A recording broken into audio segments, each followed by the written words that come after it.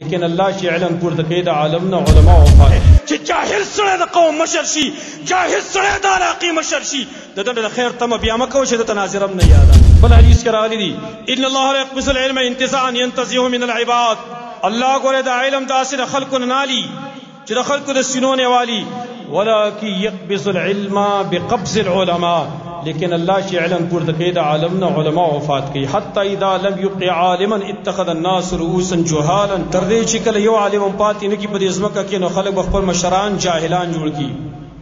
هغه کسان خپل مشران جوړ کی چې غریب ته به ناظرم نه یاده.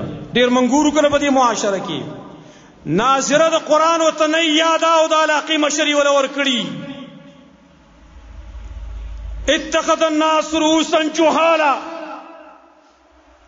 خلق په خپل مشران جاهلان وګرځي. قران ناظره او ته نه معلومه په عالم به اعتراض کوي. دا مولوی صاحب غلط وای، دا په دې کې خطا شو، دا حق نه بیانوي. تا ته خو ناظرن نه یاد ظالما، ته په عالم باندې اعتراض کې لاول لاړ چرته عالم ته کینه قران ویوا څه ناظره ویوا، تا ته خو ناظرن نه یاد، ته خو د قیامت علامه ای، تو په عالم باندې اعتراض کې.